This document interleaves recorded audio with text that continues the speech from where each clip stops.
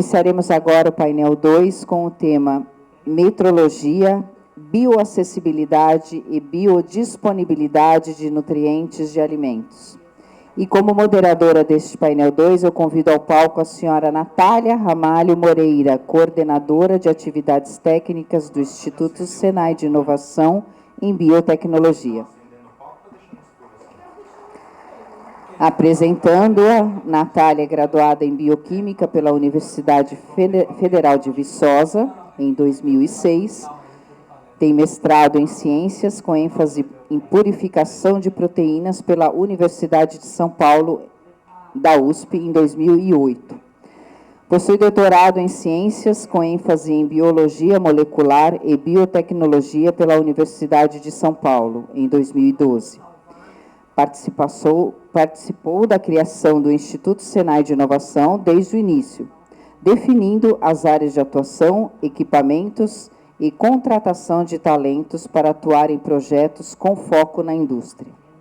Ela iniciou sua carreira do Senai em São Paulo como instrutora de formação profissional e depois como especialista em tecnologia, e hoje atua como coordenadora técnica de uma unidade operacional do Senai São Paulo, na área de biotecnologia. Muito bem-vinda, Natália. E para apresentar a primeira palestra com o subtema Constituintes Inorgânicos em Alimentos, Estudos in vitro e in vivo, eu convido ao palco a senhora Rafaela Regina Alves Peixoto, professora adjunta e pesquisadora da Universidade Federal Fluminense. Apresentando-a, Rafaela é professora do Departamento de Química Analítica da Universidade Federal Fluminense, é bacharel em Química e doutora em Ciências pela Unicamp. Fez pós-doutorado na Universidade de Oviedo, na Espanha, e tem experiência na determinação de elementos metálicos em alimentos e estudos de bioacessibilidade e de biodisponibilidade in vitro e in vivo. Bem-vinda, Rafaela. Bom, apresentação a sua. Ficou bom, apesar de pouca luz.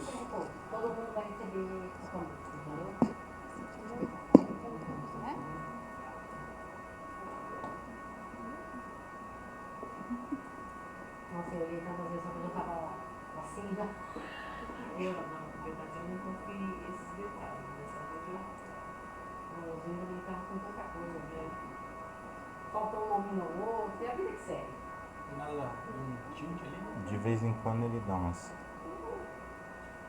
Ela tá usando o passador que funcionou? Sim. O outro está com algum problema. Pode.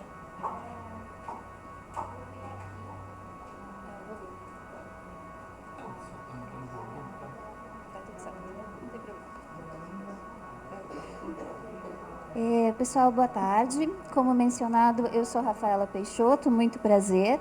E o título da minha apresentação é Estudos Avançados de Biodisponibilidade in vitro e in vivo de elementos metálicos em alimentos. Bom, como é do conhecimento de todos nós, é através da alimentação que nós ingerimos uma série de substâncias que são indispensáveis à saúde, como carboidratos, proteínas, vitaminas e alguns elementos essenciais, como cálcio, sódio, potássio e muitos outros. No entanto, é também através da via oral que nós podemos ingerir alguns elementos que são potencialmente tóxicos em níveis de traço, como, por exemplo, cádmio, chumbo, arsênio e mercúrio. E quando nós fazemos uma busca na literatura sobre a presença de elementos metálicos em alimentos, nós encontramos que a maioria dos trabalhos, eles reportam somente as concentrações totais desses metais. E, embora essa seja uma informação muito importante, ela sozinha não é suficiente, nem para avaliar o risco e nem o benefício associado com a ingestão de um determinado elemento. Então, a gente considera que, em uma avaliação mais adequada sobre a presença de elementos metálicos em alimentos, além dos teores totais, nós teríamos que considerar a especiação, ou seja, as diferentes formas químicas desse elemento, e também aspectos relacionados à bioacessibilidade e à biodisponibilidade. O que são esses dois conceitos? Nós consideramos como a fração bioacessível a fração de um componente alimentar, pode ser tanto um elemento quanto um composto, que é extraído da matriz alimentícia no trato gastrointestinal e que permanece solúvel nesse meio. Em outras palavras, é a quantidade que está disponível para ser absorvido, o que não significa que ele vai de fato ser absorvido. Já o conceito de biodisponibilidade, ele é muito mais amplo, e aí sim ele se refere à fração do componente alimentar, que é então absorvido pelo intestino e que então pode ser utilizado para desempenhar as funções biológicas. Então, de posse desses dois conceitos, nós podemos chegar à conclusão de que nem todo componente alimentar que nós ingerimos, ele é de fato absorvido pelo organismo humano. Para que isso aconteça, ele precisa ser extraído, ele precisa permanecer solúvel nesse ambiente do trato gastrointestinal e depois ele precisa então ainda passar pelos processos de absorção. E, esses processos eles ocorrem durante a digestão humana e durante o processo de absorção intestinal propriamente dito. Então, de uma maneira bem simplificada, a função da digestão é transformar os componentes complexos da dieta em unidades menores e absorvíveis, em outras palavras, em unidades biodisponíveis. Por sua vez, o intestino ele atua como uma barreira física mesmo e biológica, de maneira a facilitar a absorção de nutrientes e também de evitar a absorção de substâncias que não apresentam função para o nosso organismo. E aí vem a grande questão, né? Como que nós simulamos no laboratório dois processos tão complexos quanto a digestão humana e a absorção intestinal? A bioacessibilidade a gente simula normalmente aplicando um método de digestão in vitro, tá? Onde nós consideramos algumas características das várias etapas, por exemplo, a composição química e enzimática, o pH, a agitação e etc. Aqui é um dos métodos mais usados, que são métodos, na verdade, de enzimólise sequenciais. Eu não vou falar tanto, porque a professora Juliana vai falar na próxima palestra. Tá? Eu só estou falando porque, para falar de biodisponibilidade, eu preciso desse conceito de bioacessibilidade.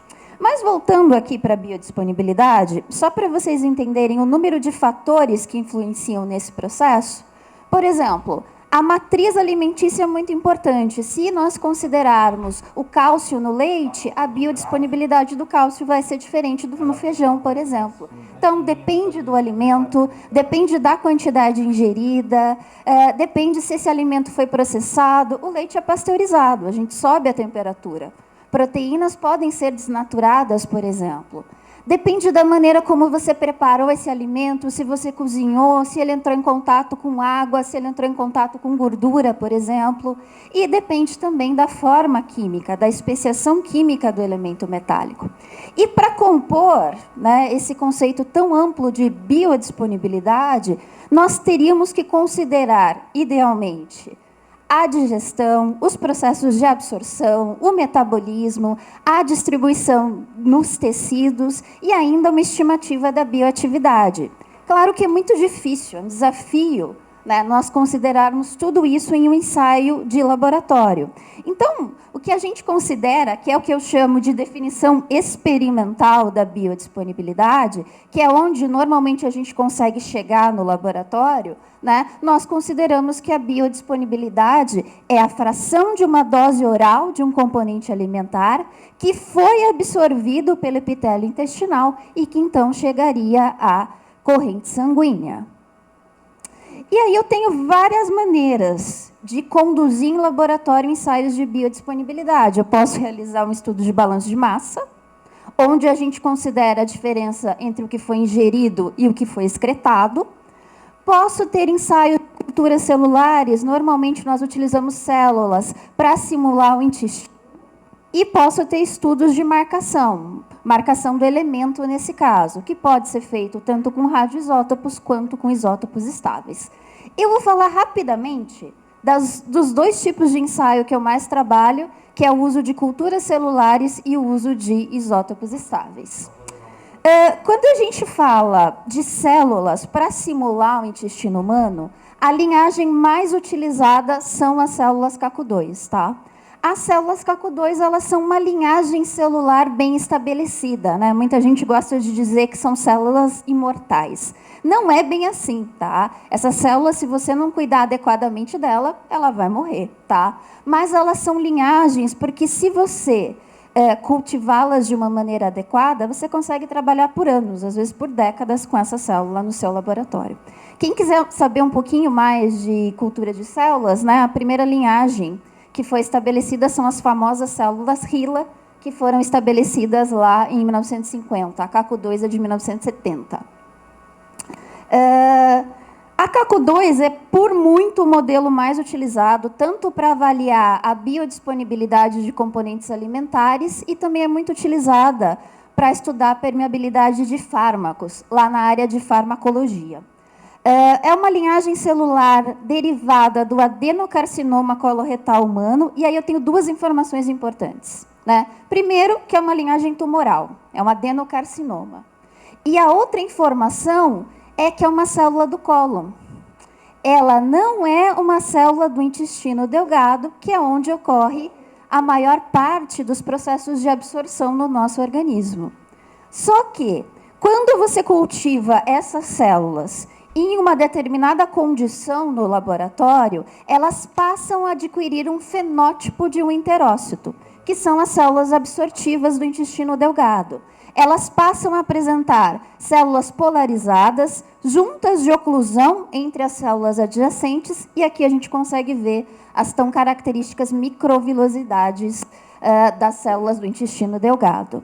E também, em cultura, essas células são capazes de produzir tanto enzimas quanto alguns transportadores que o nosso intestino produz. Como que eu uso essa célula em um ensaio do laboratório? Tá? Ela é cultivada em um certo polimérico que fica suspenso. Tá? Eu não cultivo ela naquelas placas de cultura comum, até ela virar uma monocamada e até essa célula se diferenciar. Para obter uma monocamada de células CACU2 diferenciada, não é tão rápido assim, tá? No mínimo uns 12 dias depois que você lança essa célula, justamente porque eu preciso que ocorra essa transformação de uma célula do cólon em um enterócito do intestino delgado. Então, o que a gente faz, né? Nós, primeiro, para usar essas células, eu preciso aplicar um método de gestão in vitro, tá? Eu preciso trabalhar com essa fração bioacessível, eu tenho que tratar essa fração bioacessível, tá? Porque senão ela pode matar as minhas células, e as células precisam estar vivas durante o experimento para produzirem transportadores, enzimas e etc. Então, nós pegamos essa fração bioacessível tratada e nós colocamos em contato com essa monocamada de células por um determinado tempo, que normalmente é de 2 horas, que é o que mais ou menos leva a etapa de digestão intestinal. E após esse tempo, nós quantificamos, nesse caso eu representei M de metal, a quantidade do metal que seria capaz de atravessar essa monocamada de células, representando um modelo de absorção intestinal in vitro.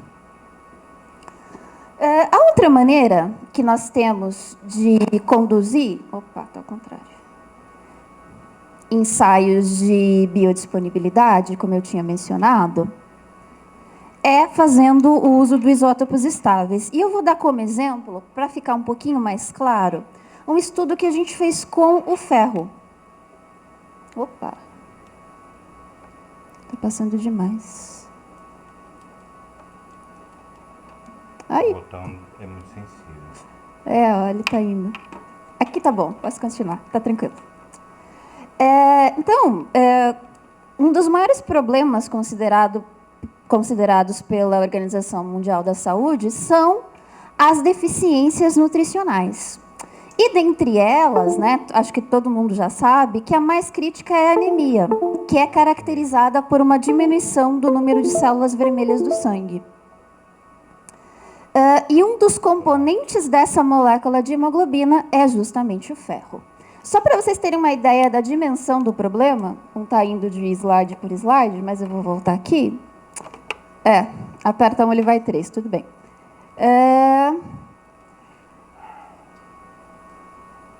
Não está voltando no último, tá? Mas era só para vocês terem uma dimensão do problema, que a OMS estima que 40% das crianças menores que 5 anos e 40% das gestantes, isso a nível mundial, não só em países em vias de desenvolvimento, apresentem uma condição anêmica. Então, é realmente uma condição muito grave, tá?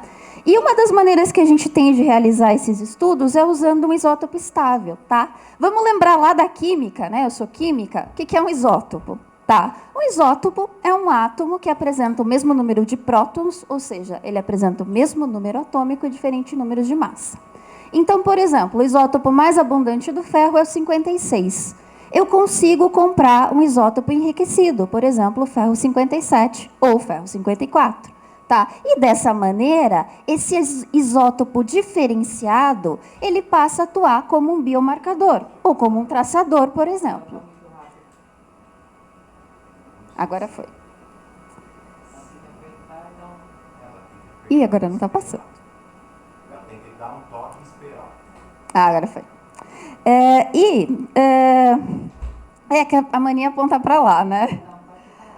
A principal fonte de ferro na nossa alimentação, e aqui é importante dizer que é a principal fonte de ferro biodisponível, porque não basta ser fonte de ferro. Feijão é fonte de ferro, só que o ferro não está tão biodisponível, por exemplo. Tá? Então, a principal fonte de ferro biodisponível que nós temos na nossa alimentação são as carnes vermelhas. Tá? A gente sabe, né, no Brasil o preço está um pouco elevado, então, uma das recomendações da OMS é fortificar alimentos de primeira necessidade com ferro. No Brasil, por exemplo, é obrigatória a fortificação das farinhas de trigo e de milho com ferro e ácido fólico. E, para outros alimentos de primeira necessidade, como, por exemplo, para o leite, até hoje a gente não tem um fortificante que seja considerado como ideal, né? E essa situação fica muito nítida quando a gente pensa no caso dos bebês prematuros ou que nasceram com algum problema.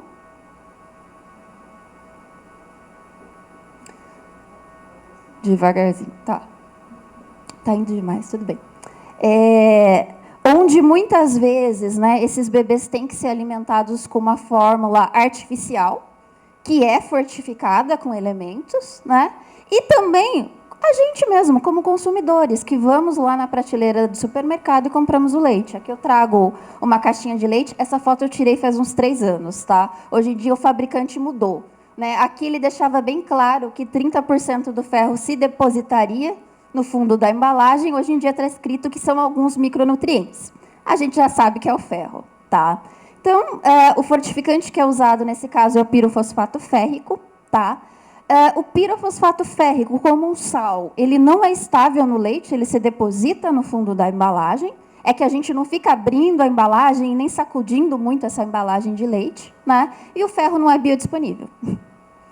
Então, desse cenário, fica muito evidente a necessidade do desenvolvimento de fortificantes de ferro que sejam mais eficientes e que sejam estáveis no produto que a gente está consumindo.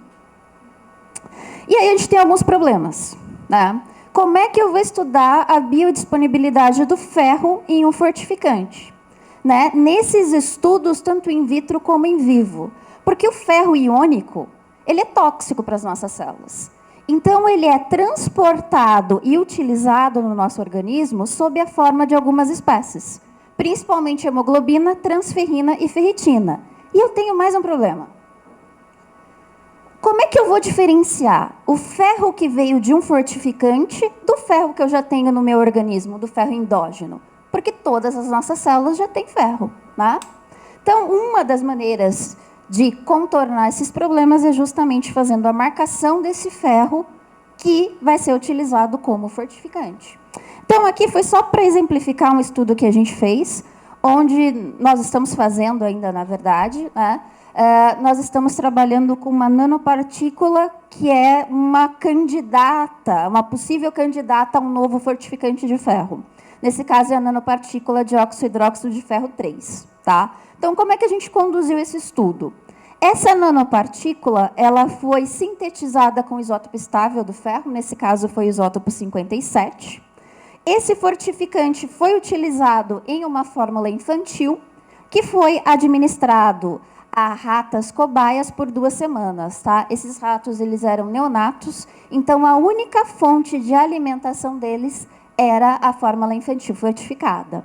Depois de um tempo, 2 semanas, né, que foi o tempo de exposição, nós analisamos o sangue e os tecidos dessas cobaias, principalmente as células do fígado, que é onde estão as nossas reservas de ferro.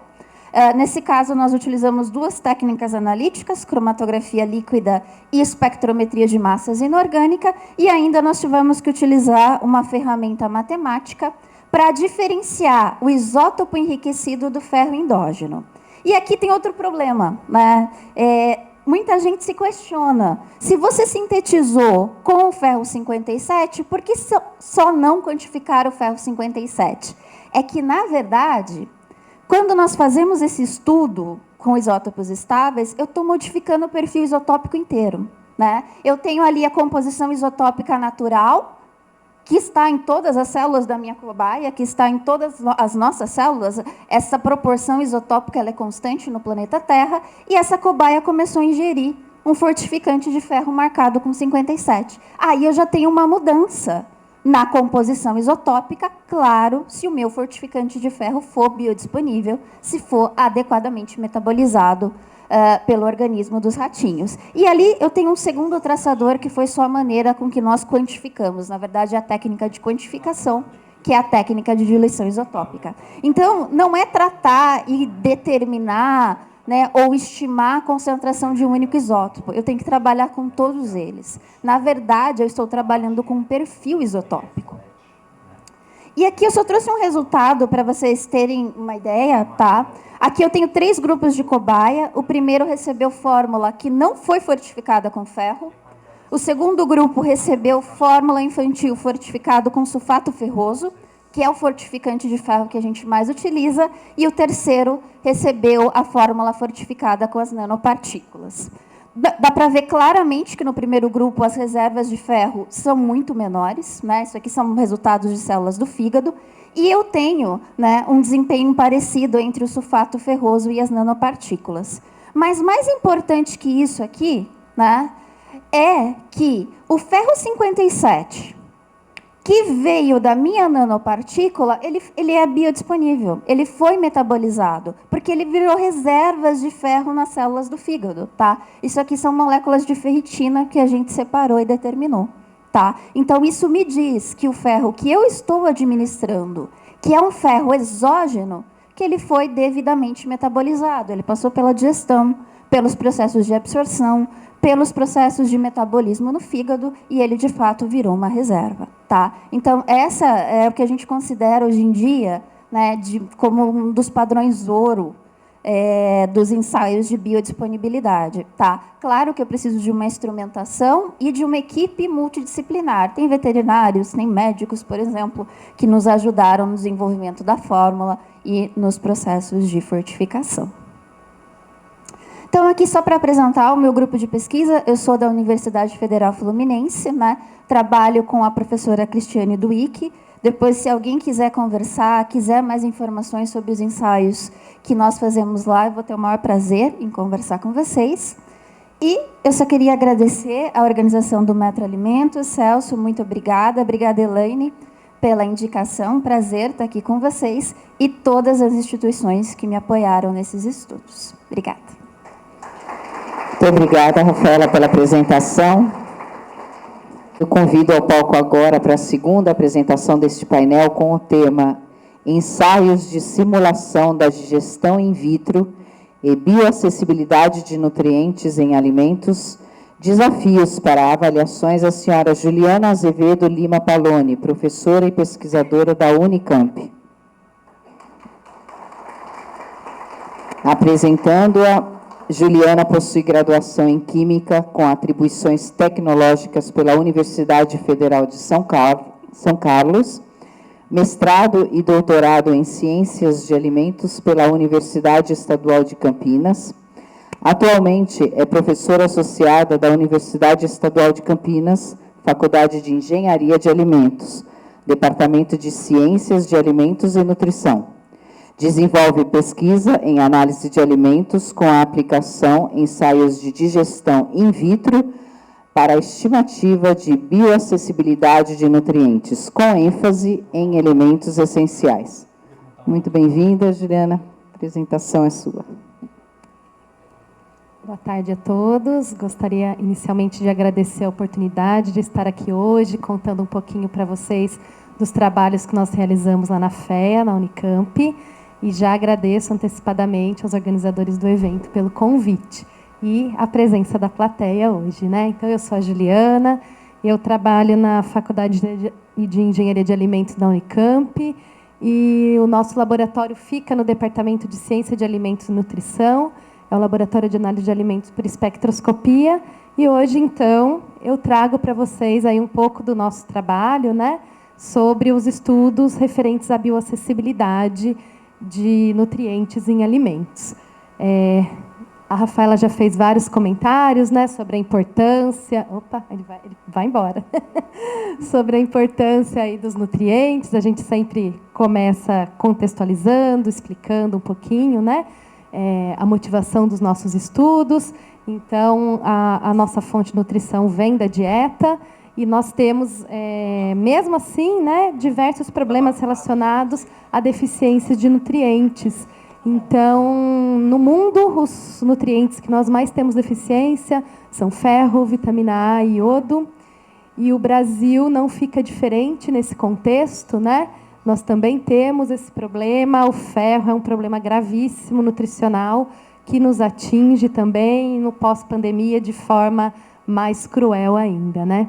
Então, o que nós buscamos nos nossos trabalhos, né, a partir de observações de que diversos tipos de dietas, né, que a princípio parecem até balanceadas, que contam com alimentos mais ou menos processados, e, além disso, até com alimentos fortificados. No Brasil, hoje, para tentar sanar as deficiências de ferro e iodo, as farinhas já têm sido fortificadas com ferro desde 2002, em teores que variam de 4 a 9 miligramas por 100 gramas. O sal também já tem aí o iodo, apesar da gente observar as deficiências, né? E vitaminas, a gente também tem aí um caminho parecido, né? As deficiências, elas são prevalentes, alguns alimentos são fortificados por próprias iniciativas das empresas que processam, e a gente continua nesse cenário de carência, de deficiência. Então, essas observações nos fazem pensar, esses alimentos, eles são ora fortificados, ou nós temos fontes naturais de todos esses nutrientes, e qual será o motivo de ainda termos, muitas vezes, deficiências, né? Então, quem nos ajuda a dar um primeiro passo nessas respostas são os ensaios de bioacessibilidade. Então, os ensaios de bioacessibilidade, eles vão além de nos contar os teores. Em muitos trabalhos já publicados na literatura científica, nós percebemos que muitas populações que teriam acesso a diversos tipos de alimentos, até mesmo fortificado com alguns sais, de alguns nutrientes importantes, mesmo assim continuam com carência. Nos primeiros anos de fortificação, do programa de fortificação de farinhas no Brasil, não foi verificado nenhum tipo de alteração, não mudou o nível de deficiência, né? Os casos de anemia continuaram.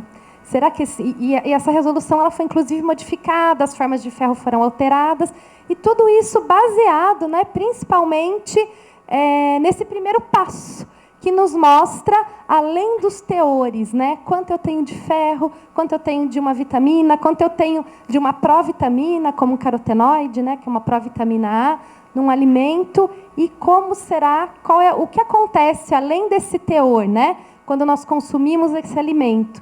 Os ensaios de bioacessibilidade, eles são o passo inicial, como a Rafaela comentou, para chegarmos depois em resposta sobre biodisponibilidade, quando são promissores, né? A gente dá esse primeiro passo, eu vou além do teor, que me ajuda, esse alimento tem mais ferro, esse alimento tem menos. Qual é o mais bioacessível, né? A matriz importa, onde o ferro está importa, a forma dele importa. Então, a bioacessibilidade vai contar isso para a gente. O que acontece, né? Todos os nutrientes que nós ingerimos, independentes deles serem elementos inorgânicos ou orgânicos, eles passam por essa situação. Só uma parte desses nutrientes, ou até mesmo dos compostos bioativos, que hoje nós sempre temos interesse em conhecer também, né? Eles são ingeridos e uma parcela é que será realmente candidata a ser absorvida lá no nosso organismo. Então, os ensaios de bioacessibilidade, eles nos mostram qual que é a possibilidade de absorção de nutrientes. Então, às vezes, dependendo o alvo da nossa análise, né, acho que o público aqui tem muitas pessoas que trabalham na parte analítica, então, às vezes, conseguir analisar um componente já é muito difícil. Conhecer o teor, identificar, principalmente quem trabalha na área dos orgânicos, mas aqui a gente dá um passo a mais, né? Depois de todo o trabalho para fazer a análise, a gente ainda faz uma simulação da digestão para conhecer, então, qual seria a parte do nutriente que estaria disponível para ser metabolizada e utilizada nas funções do nosso organismo. Então, a bioacessibilidade ela tem várias definições, né? Mas uma definição bem simples é o que está disponível para absorção. Na verdade, é a fração que solubiliza no nosso organismo após o nosso alimento, né, ter sido digerido pelo nosso trato digestivo. Isso depende, né, de métodos que já foram apresentados. Isso não é novo, apesar de parecer ser novo, né? Mais grupos hoje se interessam por esse assunto, mas não é novo. E a gente sempre fica em dúvida, a gente vê vários trabalhos aí publicados, qual caminho eu vou seguir, né? Então, quando a gente se interessa em avaliar, além do teor, a fração bioacessível, nós vemos opções disponíveis para a gente testar, que mostram se tem uma fase oral ou não na simulação do processo, qual a quantidade de amostra que a gente utiliza para fazer um determinado tipo de análise. Vou dar um exemplo bem simples, né? Então, a gente tem alguns procedimentos, que eu vou citar alguns aqui, que a gente tem lá, você pesa 5 gramas de amostra, se ela for sólida, e daí você adiciona essa enzima para simular a digestão gástrica, depois você simula a situação, né, do que acontece no nosso intestino. Alguns alimentos, se a gente pesar 5 gramas e seguir certinho, você não fica nem com meio reacional. Alimentos que têm muita fibra, que o próprio organismo já precisa de mais água, né? Então, a gente tem todas essas etapas aí para pensar, desde a quantidade de amostra, como vai ser essa mastigação, as enzimas que nós iremos utilizar, o tempo em cada fase da digestão. Então, existem procedimentos distintos para nós decidirmos, a princípio, aí, se concordamos ou não. Então, o mundo pós conhecer o teor, né? E quando você quer dar esse passo extra de conhecer a fração solúvel daquele nutriente, passa por todas essas questões. Como é que a gente vai prosseguir e resolver aí a nossa dúvida, né? Então, como eu comentei anteriormente, isso não é recente, apesar de parecer que sim. Os primeiros trabalhos aí buscando, e começou realmente com a parte dos inorgânicos, justamente pela deficiência que já se encontra na população em relação ao ferro há muitos anos, né, já é conhecida. Desde 1936 já existe o interesse em conhecer pelo menos a fração ionizável de ferro, e muitos trabalhos foram surgindo até que em 81 foi publicado um trabalho que até hoje ele é extremamente citado, né, que foi esse estudo realizado por Miller, que mostrou aí, propôs um primeiro método para simular digestão de nutrientes em alimentos, e foi utilizado justamente o ferro para esse trabalho, né? Então, nessa primeira proposta de método de avaliação de bioacessibilidade, ele foi baseado no que a Rafaela já explicou, o que acontece lá nos ensaios de célula, só que ao invés de se usar a célula para simular as vilosidades intestinais, os caminhos que os nutrientes teriam que percorrer para serem absorvidos, é proposto nesse estudo se utilizar uma membrana, que é o que é conhecido como a membrana de diálise, que ela teria poros similares, né, que simulariam, de alguma forma, o nosso intestino. Então, esse trabalho ele já é bastante antigo e continua, né, a ser citado, a pelo menos alguma parte dele ser utilizada. E o que se busca aqui, então, ele é conhecido aí como método de simulação da digestão in vitro, usando aí como resultado a bioacessibilidade, e por utilizar essa membrana de diálise lá no final, ele é conhecido como método de diálise. Então, na proposta, que é utilizada até hoje, ela se baseia, né? Então, como se os pontinhos roxinhos ali fossem o ferro, como é que esse ferro seria absorvido e se ele passaria ou não pelos poros de uma membrana. Vai depender do tamanho da estrutura química, onde o ferro está ligado, se ele se separou de uma estrutura de proteína, de um alimento, alguma coisa desse tipo. Então, nós conhecemos o teor de ferro. Será que esse ferro ele será absorvido ou não? Uma das opções seria essa. Então, o método de diálise, quando nós simulamos no laboratório, nós utilizamos aí condições de pH ácido, enzimas que o nosso corpo já teria, né, como a pepsina, a pancreatina, a bile, nas diferentes fases, os diferentes pHs. E, no final, a gente teria algo parecido com essa imagem que vem aqui.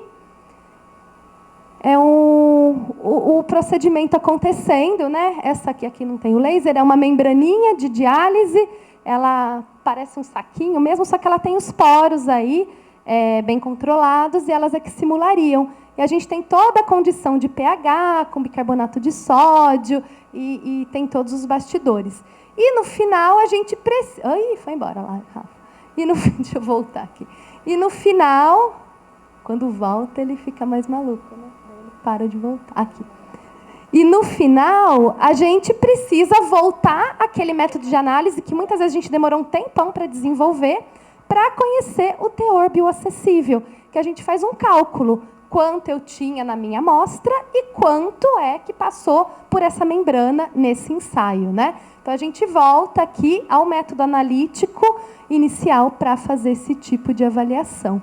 Então, depois de toda essa simulação, isso demora algum tempo, a gente tem várias condições para estabelecer, enzimas para preparar, e esse método ele não prevê a simulação da digestão oral.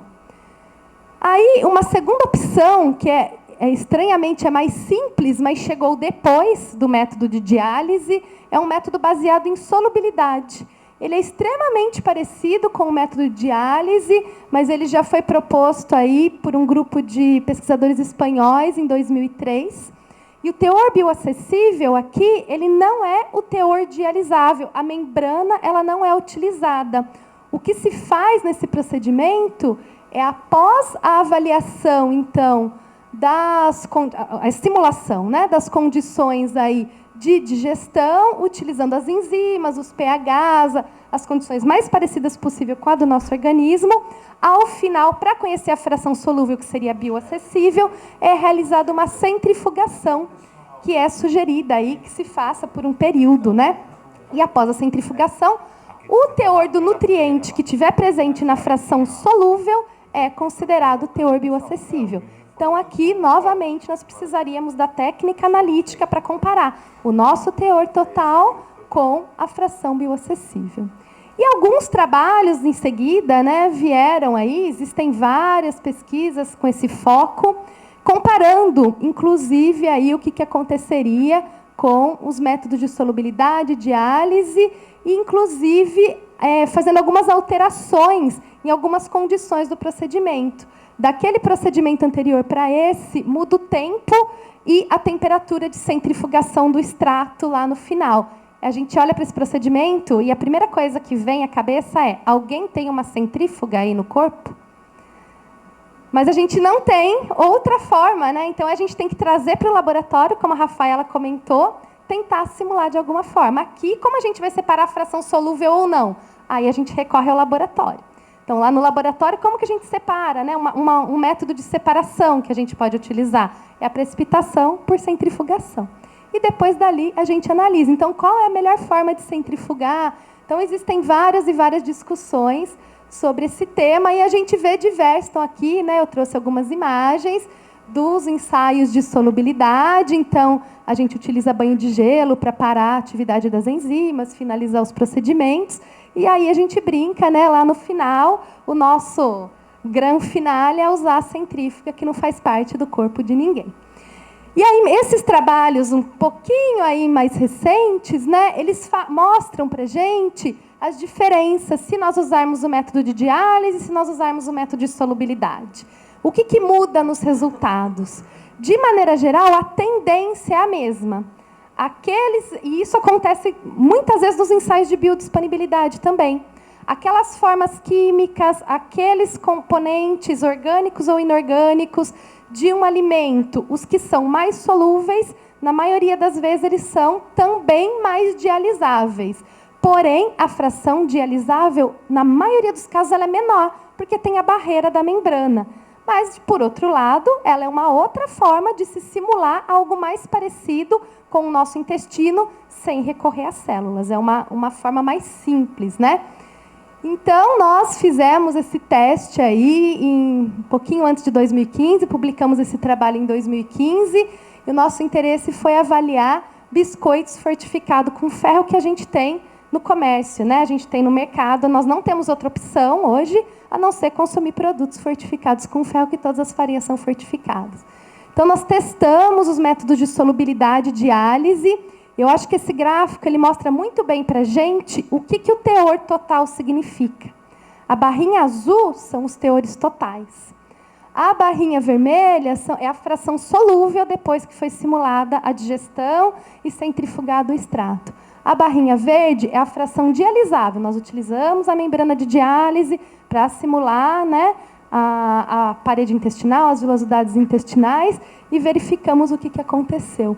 Então, é bem interessante de nós observarmos que, muitas vezes, um alimento que tem um teor mais alto, ele não tem o elemento mais bioacessível. Então, muitas vezes, a barrinha azul mais alta não mostra para a gente a barrinha vermelha mais alta. Por quê? Porque depende da forma, depende da matriz. Tudo importa para saber o que vai acontecer no nosso organismo, né? Aqui é uma simulação, é um primeiro passo, mas a gente já começa a ter essa ideia. Às vezes existe um gasto de tempo enorme para desenvolver um produto novo e, no final das contas, precisa avaliar de fato o que será absorvido ou não pelo nosso organismo.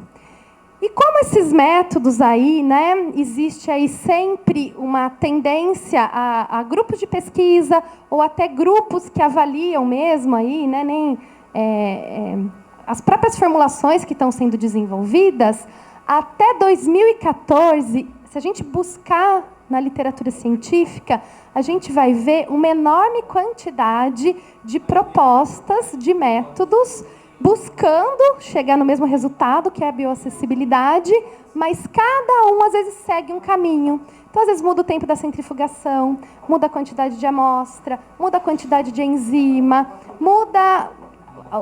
sempre tem alguma mudança, né, às vezes até para atender aí a própria amostra que está sendo avaliada, o próprio nutriente que está sendo estudado. E o que se percebeu aí, né, é que existe uma grande dificuldade em se comparar os estudos. Então, um estudo feito por um grupo de pesquisa para um determinado alimento, para um determinado nutriente, muitas vezes não pode ser comparado a outro, porque foram usados métodos de simulação em condições diferentes. Condições que incluem concentração das enzimas, a quantidade, o tempo, os pHs, a parte da centrifugação, o tipo de membrana. Então, a gente tem condições aí que o grupo, às vezes, muda. Às vezes, utiliza até o que tem mais acesso. Eu consigo comprar isso, eu não consigo comprar o outro.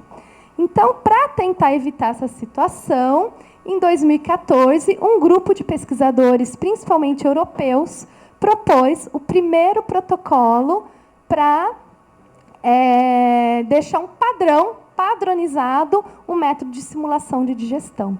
Então, em 2014, foi publicado esse trabalho pelo grupo da Infogest, que é o grupo europeu que eu comentei, que tem aí a composição por todos esses pesquisadores que estão aí nesse trabalho. E o que muda, né? Então, esse procedimento ele é padronizado. Então, nessa padronização, qual que seria o objetivo? Permitir essa comparação entre estudos diferentes realizados em laboratórios diferentes, mundo afora, né? Para se ter esse parâmetro e não ficar aí essa dúvida, né? Será que esse resultado, como é que eu converso com o outro? Então, nessa proposta, existe aí essa preocupação inicial que nos outros estudos não foram abordados, que é utilizar a fase oral da digestão para alimentos sólidos. Então, existe essa proposta, né, de simular a digestão. Como que a gente simula a fase oral? Eu vou pegar um biscoito. O que eu faço com ele? Alguém vai mastigar por mim? Como que eu vou fazer, né? Então, eles propõem a gente usar alguma coisa parecida com alguma coisa que vá quebrar esse alimento, né? Pode ter, então, existem grupos que usam moedor, aquele, como é que fala? Que amassa alho, um processador. Hã? Existem formas da gente quebrar, utilizar as enzimas, né? Então, eles mostram lá no trabalho o que é permitido, o que é possível para a gente simular a digestão oral, se o alimento for sólido. A fase gástrica, as enzimas aqui, elas já foram padronizadas, né? As condições são padronizadas, o tempo, o pH. A gente tem toda aí os fluidos envolvidos em cada uma das etapas. Então, esse procedimento aqui, ele apresenta uma complexidade muito maior comparado aos demais, mas ele tem aí, né, a proposta de permitir a comparação entre experimentos realizados por laboratórios diferentes. Então, a gente tem ponto positivo de ter essa comparação, dificuldades. Aumenta o tempo e aumenta muito o custo, né, do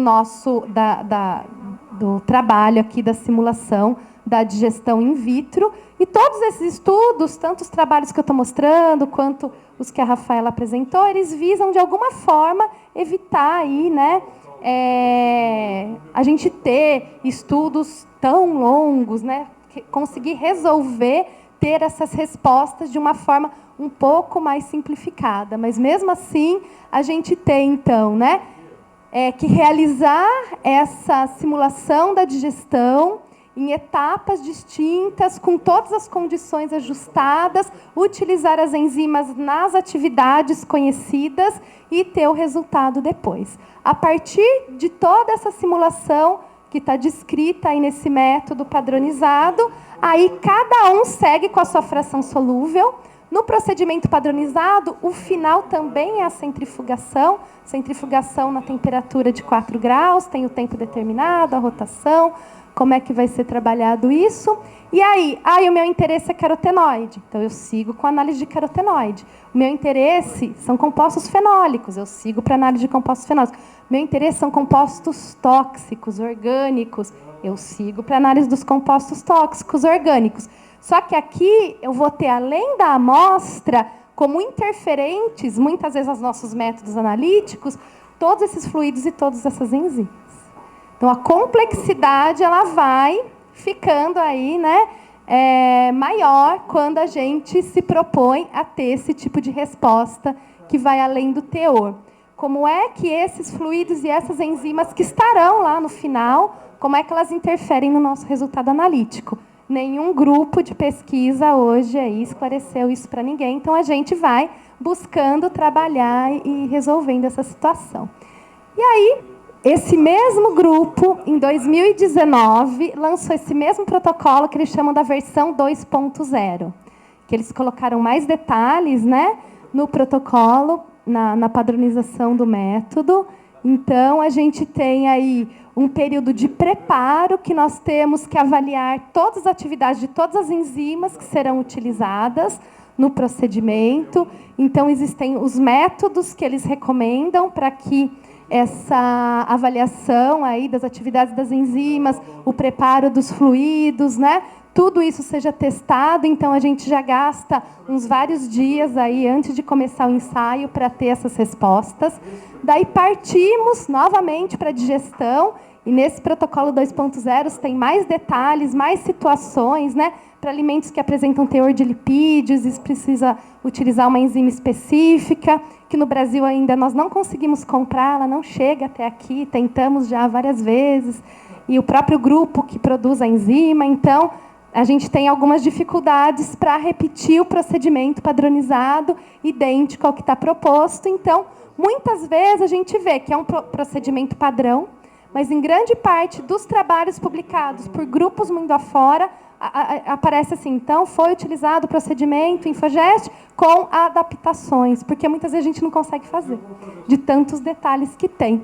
Mas, de qualquer maneira, estamos simulando, avaliando, né, e dando a nossa contribuição, que vai um pouco além aí dos teores. E aqui nós temos, além da nossa matriz alimento, que já é complexo o suficiente, vem ainda, né, principalmente para análise do que nós trabalhamos mais, que são os inorgânicos, que eles vão estar aí nas enzimas, eles vão estar nos fluidos, então a gente vai ter que tratar de tudo isso para ter um resultado analítico de teor total e teor bioacessível. Então, no site da Infogest, eles deixam, inclusive, vídeos mostrando o procedimento, existem vários vídeos, né, dando um apoio aí para como fazer essas atividades dessas enzimas, como executar os procedimentos, mas o trabalho é bem árduo mesmo assim. Então, a gente, às vezes, tira algumas dúvidas, mas estamos aí, nos aventurando, né? Nós já temos alguns trabalhos publicados utilizando o método da Infogest, e nesse trabalho aqui, que é a última coisa que eu vou apresentar, a gente, inclusive, comparou o método de diálise, o método de solubilidade e o da Infogest. E eu só trouxe essa figurinha aqui, devido ao tempo, né? Mas o que a gente percebe é que o da Infogest, a gente tem toda essa cuidado extra, né, de usar o método padronizado, de todas essas condições, mas não muda tanto o resultado quando a gente compara com o método de solubilidade. O de diálise, novamente, né, a gente tem os teores aí um pouquinho mais baixo. Aqui foi para produtos carnes processados, que nós fizemos aí o protocolo e fizemos a comparação. Então, de desafios aqui, nós temos, principalmente para quem tem recursos em reais, né, os altos custos. Essas enzimas, elas são caras, e são os fluidos, tudo aqui é bastante caro para a gente trabalhar. Tempo para obtenção de resultados, e ainda precisa, mais uma vez, também ter um grupo um pouco mais multidisciplinar, até para conhecer um pouquinho mais sobre as enzimas e ter o apoio para avaliação dessas atividades. Muitas vezes, grupos que trabalham com química analítica não têm esse conhecimento com tanta facilidade, né? Dificuldade para aquisição de algumas enzimas, uma delas é um tipo de lipase, que é especificado no protocolo, como eu já comentei, a gente não tem acesso, a América Latina não chega na Europa, né? Então fica um pouco complicado. O branco do método, a gente tem essas interferências de fluidos, de tudo mais aí, e de tudo que tem nas enzimas, né? A gente está falando com proteína, quem está trabalhando também com interesse em avaliar proteína tem que fazer aí as avaliações de como tirar o que não tem relação com a amostra, né, que são os reagentes. Necessidade, muitas vezes, de testes, de adaptações, que às vezes vai um grande período de tempo. E daí a gente termina com a pergunta, né, seja lá qual for o nutriente que nos interessa, ainda tem o desafio de como fazer a etapa analítica mesmo de avaliação do conteúdo bioacessível. E quando se trata dos orgânicos, a emoção é ainda maior, porque os orgânicos eles mudam de forma, né? Então, muitas vezes, um composto orgânico, ele entra no nosso organismo com uma estrutura e você vai procurar na fração solúvel, ele não está daquele jeito, ele foi modificado. Acontece isso com fenólicos, acontece isso com outros componentes que nos interessam. Então, o mundo da bioacessibilidade ele é repleto de emoções e diversões. Mas a gente tem se divertido bastante lá no laboratório. Esse é o nosso grupo de pesquisa nas conformações dos últimos anos, passando pela pandemia e voltando com máscara, sem máscara. A gente tem diversas versões, diversas composições. Nós estamos à disposição também. Agradecemos aí aos nossos principais órgãos de fomento e agradecemos ao evento aqui pela oportunidade. Obrigada. Muito obrigada, Juliana, pela sua apresentação. Eu vou passar a palavra à moderadora, a Natália, para iniciar o debate, as considerações e abrir as perguntas. Só temos 10 minutos, tá, Natália? Tranquilo. Bom, gente, Acho que todo mundo aprendeu bastante e viu a dificuldade que é fazer o trabalho das meninas aqui, né? E eu queria ver se alguém tem alguma pergunta para fazer para ela. Não? Olha, muito bem. Eu tenho várias, né? Mas primeiro eu deixei vocês fazerem. Boa tarde, meu nome é Ingrid, eu sou aluna do Senai da Barra Funda. Eu tenho um problema de anemia desde criança, então é um assunto que me interessa muito.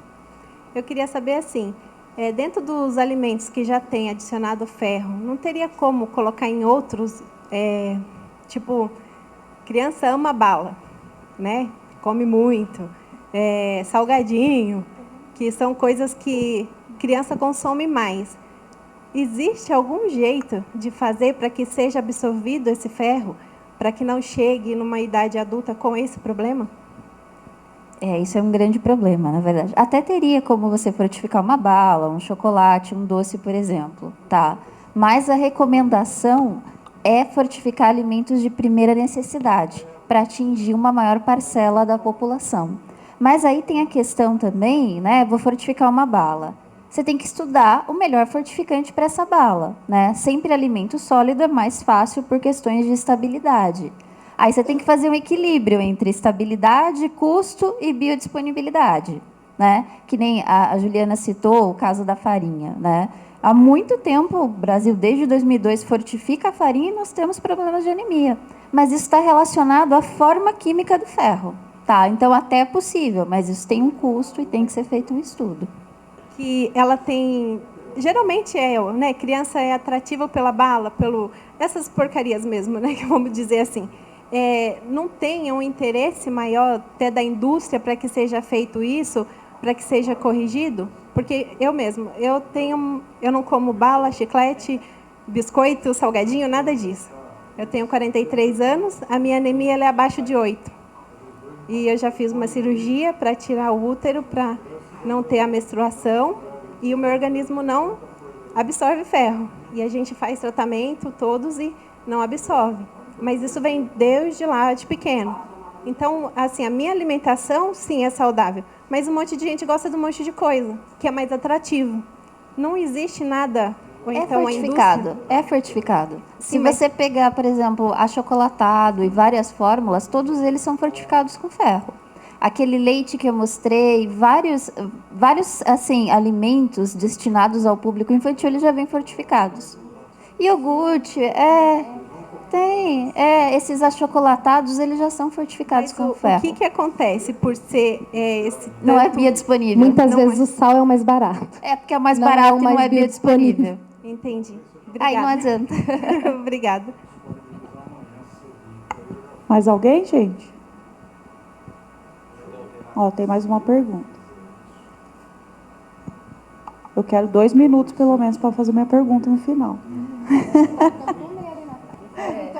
Boa tarde. Eu acho que a pergunta é para as duas pesquisadoras, que é o pior dos mundos, que são os organometálicos. Como é que a gente vai lidar? Porque, na verdade, a maioria desses elementos, eles nunca estão na sua forma pura, inorgânica ou 100% orgânico.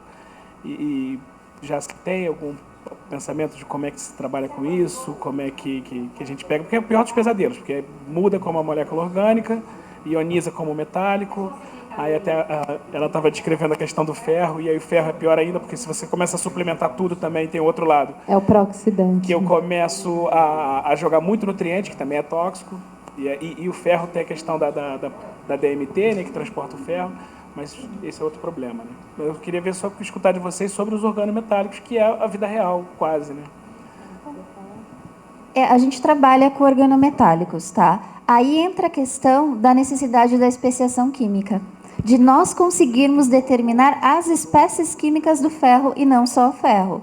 Por exemplo, para o ferro, muito importante o ferro M. A gente consegue determinar o ferro M, tá? Só que isso é uma tarefa analítica muito difícil, tá? Normalmente, eu tenho que trabalhar com espectrômetro de massas inorgânicos, acoplado a uma técnica cromatográfica. Então, isso é feito, a gente fez isso nesse trabalho. A gente determinou ferritina, hemoglobina e transferrina. Na verdade, o ferro ligado a hemoglobina, a ferritina e transferrina.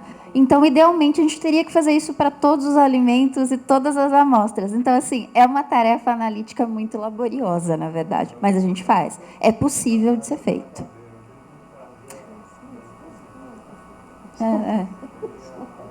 Não. É que assim, a gente aqui no Instituto, né, de Inovação, a gente recebe várias demandas de várias empresas, né? Então a minha pergunta está relacionada com isso, porque eu acho que eu ter sido moderadora desse painel caiu assim como uma luva, foi sem querer o assunto e a questão que eu vou trazer agora, né? Que como a Rafaela estava falando, né? A questão de permeabilidade de fármacos também é utilizada a CACO2, que é a mesma célula, o tipo celular, né? Que vocês utilizam para fazer os testes de permeabilidade e tal. Então, eu queria saber, assim, dos ensaios que vocês fazem para os testes dos materiais que vocês falaram, né? De ferro e tal. É o mesmo ensaio utilizado para a permeabilidade de fármaco? É o mesmo sistema?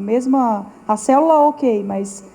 É o mesmo sistema. Tudo Na igual. verdade, é um modelo intestinal in vitro. Tá? Então, é exatamente o mesmo inserto, ele é cultivado da mesma maneira. A gente tem um protocolo, que são 2 protocolos, na verdade, que foram publicados na Nature, que é como você simular o processo de absorção intestinal. É o mesmo, tanto usado para alimentos quanto para fármacos, porque a condição seria a mesma, né? A barreira intestinal seria a mesma. Então, é exatamente igual. Ah, legal. Então, o pessoal depois vai fazer uma parceria aí, né, Tiago?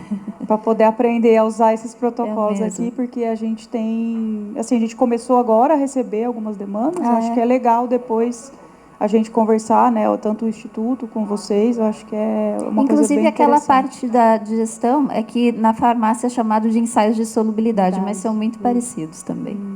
Os ensaios de solubilidade, eles diferem um pouquinho, mas os ensaios de permeabilidade e absorção são praticamente iguais. Legal, porque parece que no Brasil só um local... A Silvia Storpitz, né? Eu trabalhei com ela. É o Silvia único Storpitz, e, assim, eles não conseguem mais absorver demanda. Não, é o ensaio... É uma coisa que está vindo, assim, que a gente está, né, pesquisando e para ver como que a gente consegue fazer isso aqui internamente, né? Então, acho que é uma coisa legal também. Tem mais alguém? Senão eu tenho mais uma pergunta. Ah, ela quer fazer. Vou deixar, então. É só, rapidinho, hein? Depois que acontece toda essa né, a questão toda do sistema de absorção e tudo, tem alguma coisa ainda de transporte que não depende só disso?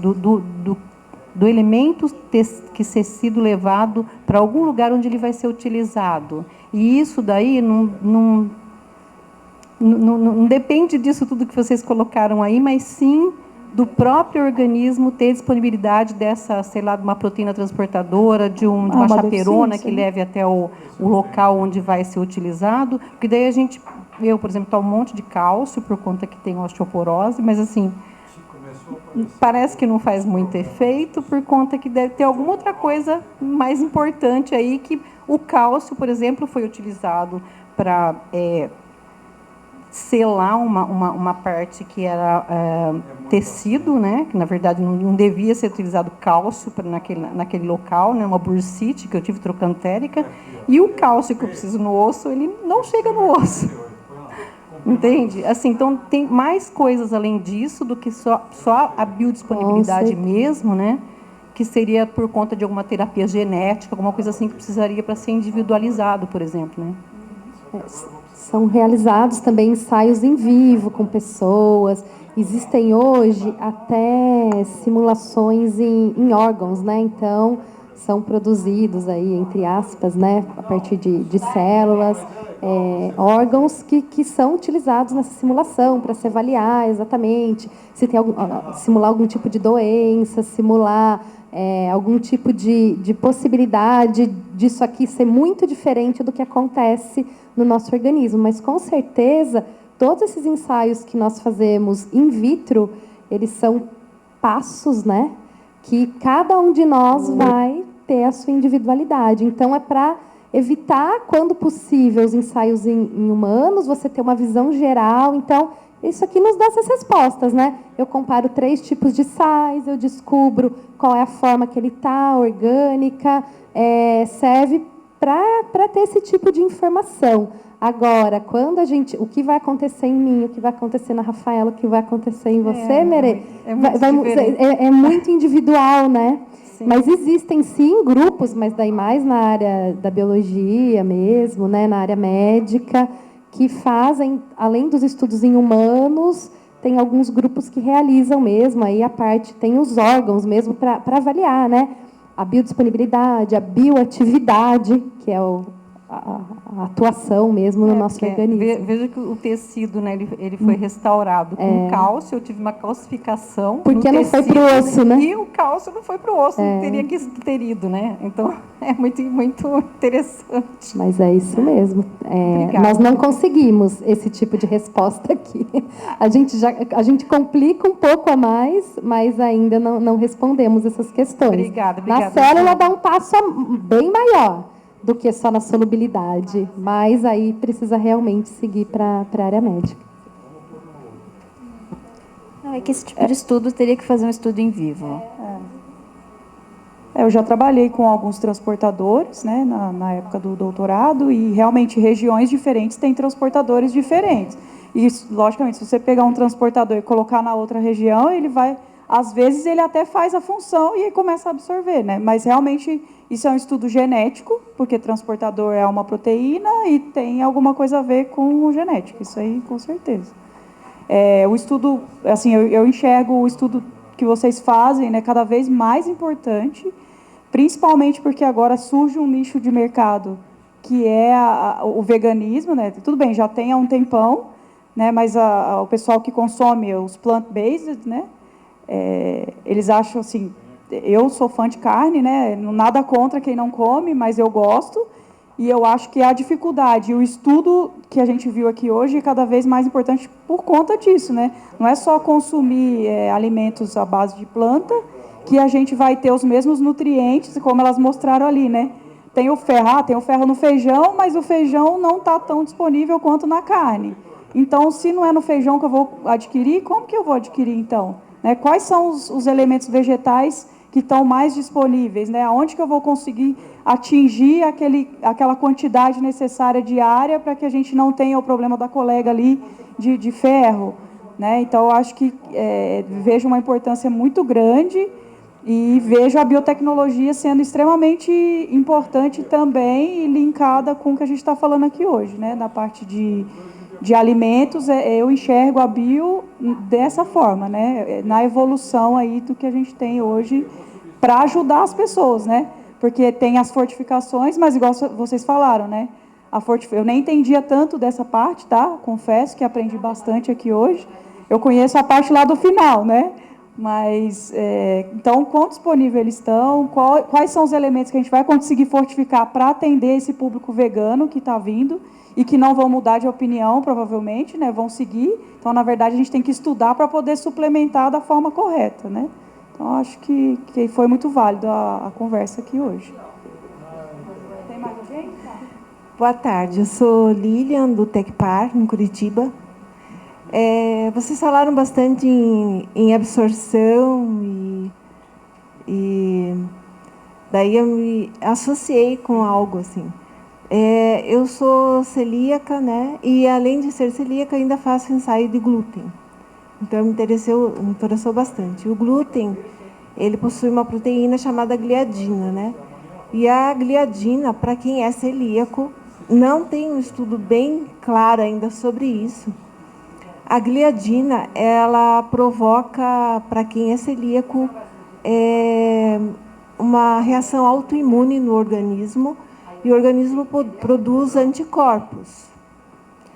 E esses anticorpos, os linfócitos, eles agem nos enterócitos, no intestino delgado. E eles ficam acumulados ali. E, com o tempo, quando a pessoa não faz o tratamento e ela é celíaca e continua consumindo glúten,